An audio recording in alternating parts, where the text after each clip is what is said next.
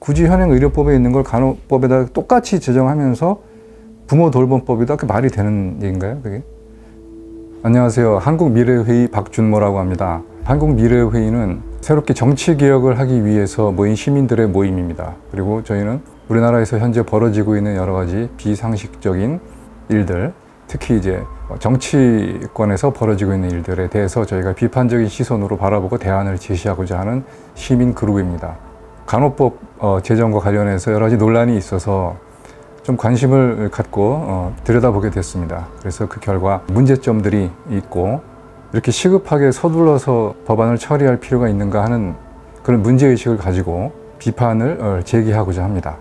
지금 현재 의료법 개정과 간호법 제정의 가장 큰 문제 주요 골자는 현재 의료법 2조에서 규정하고 있는 의료인이라고 하는 규정된 의료인 체계에서 간호사들만 이탈하려는 겁니다. 의료법 2조에서 의사, 치과의사, 한의사, 조산사, 간호사 이렇게 의료인이 규정이 되어 있는데요. 그걸 간호법상의 간호사로 바꾸는 거죠. 그 얘기는 간호법을 별도로 규정하면서 간호사는 의료법 2조에서 간호법상의 간호사로 대체한다. 간호법 부칙 9조에서 간호법이 현행 의료법을 개정하는 효과를 가진다라고 되어 있습니다. 그리고 다른 법령들하고 충돌할 때는 간호법이 우선한다라고 되어 있습니다. 간호협회에서 어제 시위에서도 그렇게 플랜카드를 걸고 주장한 걸로 제가 봤는데 간호법은 부모 돌봄법이다 이렇게 얘기하고 있는데 지금 새로 제정하려는 간호법상의 간호간병통합서비스는 지금 현행 의료법상에 있는 간호간병통합서비스랑 작고 하나 틀리지 않고 똑같습니다. 그러면은 규정과 그 내용이 작고 하나 틀리지 않고 똑같다면 우리 부모님을 돌보기 위해서 간호간병통합서비스를 위해서 새 법을 제정해야 된다라고 하니까 이유가 될까요, 그게? 뭐 한 글자라도 틀리면은 제가 이해를 하겠습니다. 한 글자도 안 틀립니다. 왜 그러면은 우리 부모님을 돌보기 위해서 왜 새로 간호법을 굳이 제정해야 되는지 그 이유가 될 수 없다라는 거고 그 이유가 이해가 안 간다라는 거죠, 저희는. 주요 목적은 의료인 규정에서 이탈함으로 인해서 얻는 이익이 있습니다. 그것은 의사협회에서 꾸준히 제기해온 문제이기도 하는데 단독 개원이 가능할 수 있다는 문제죠. 현행 의료법상의 33조에서 의료인의 개원에 대해서 규정을 하고 있습니다. 거기에는 의사, 치과의사, 한의사, 조산사까지만 개원이 가능한 걸로 되어 있고 그것도 굉장히 구체적으로 한정되어 있습니다. 그러면은 의료인이 아니고 또 의료법상의 적용을 받지 않는다면 33조 규정이 적용되지 않는 겁니다. 명목상 의료기관이 아닌 걸로 내건다 그러면 상관이 없게 되는 겁니다. 간호법 부칙에서 간호사에 관해서는 의료법 규정 적용을 받지 않고 간호법이 우선적으로 적용되는 걸로 되어 있기 때문에 간호사들이 그 간호법 부칙에 의해서 별도로 자기들이 개원을 하는 것이 법적으로 가능해지는 거죠. 그 다음에 간호간병통합서비스는 의료법상의 의료행위가 아니게 되는 거죠. 현행 의료법에 있는 것과 지금 새로 제정되는 간호법상의 간호간병통합서비스가 작고 하나 틀리지 않고 똑같습니다. 그런데 왜 작고 하나 틀리지 않고 똑같은데 별도로 하느냐? 의료법상에 있으면 그게 의료행위인 거예요. 그런데 간호법상에 있으니까 간호간병통합서비스가 이제 의료행위가 아닌 게 되는 거죠.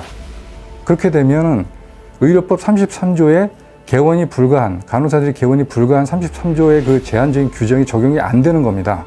물론 이거는 해석상의 다툼의 여지는 조금은 있어요. 나중에 문제가 생겼을 때. 그러나 그 해석을 가지고 싸우는 동안에 이미 혼란은 가중될 것이고 또 간호법이 별도로 규정됨으로 인해서 해석상의 다툼은 있지만 제가 얘기한 대로 결론이 날 가능성이 큽니다. 동일한 내용이고 동일한 업무 영역임에도 불구하고 굳이 법을 별도로 하는 이유는 바로 거기에 있는 겁니다. 목적이. 그리고 또 하나가 목적이 있는데 현행 의료법상에서는 간호사들의 간호간병통합서비스, 간호사 단체에 대한 어떤 지방자치단체의 지원 의무라든가 이런 것이 없습니다. 그런데 새로 제정되는 간호사법에는 국가나 지방자치단체가 간호사 단체, 이 간호간병 서비스라는 간호사 단체에 대해서 지원을 할 수 있다라고 되어 있어요. 그러면 그 재원은 어디서 나갑니까? 국민 세금에서 나갑니다. 건강보험에서 나가는 겁니다. 결국. 기존의 동일한 업무 영역과 동일한 간호간병 통합 서비스임에도 불구하고 간호사 처우 개선이라는 명분으로 별도의 간호법을 제정하는 목적은 바로 33조의 의료법 33조의 단독 개원이 불가한 조항을 회피하려는 것과 그 다음에 국가나 지방자치단체로부터 간호사 단체가 지원을 받을 수 있는 길을 만들기 위한 것이죠.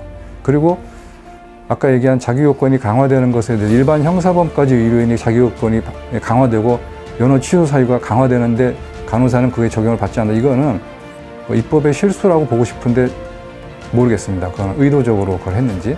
어쨌든지 그 강화된 자기요건 적용을 받지 않게 되죠, 간호사들은. 그리고 꼭 말씀드리고 싶은 게 하나 있는데, 간호사협회에서 간호법 제정하는 가장 큰 명분으로 내걸고 있는 게 간호사들 처우 개선입니다. 간호사분들 고생하신다는 거 모르는 국민들 아무도 없을 겁니다. 간호법상에는 간호사 처우 개선 규정이 신설되어 있습니다. 그런데 그 내용들을 하나하나 따져보면요, 굳이 이 법에 이걸 신설할 필요가 있을까?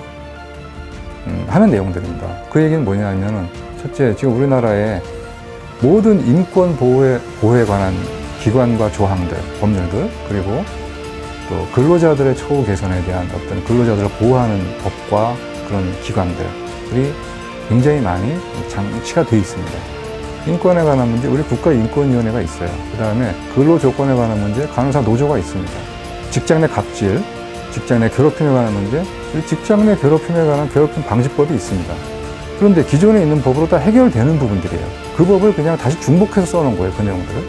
모든 이 세상의 근로자들은 전부 다 이 세 가지의 도움을 받아서 보호를 받고 있는데, 왜 간호사만 특별히 또 간호법에 그걸 중복적으로 규정하면서 이 법을 제정하는 이유가 간호사 처우 개선이라고 명분을 내걸 이유가 있을까요? 그 문화는 어느 직장이나 어느 직역이나 그런 문화는 있고, 그거를 별도로 법을 제정해 가면서 그거를 법을 제정하는 문화가 바뀝니까?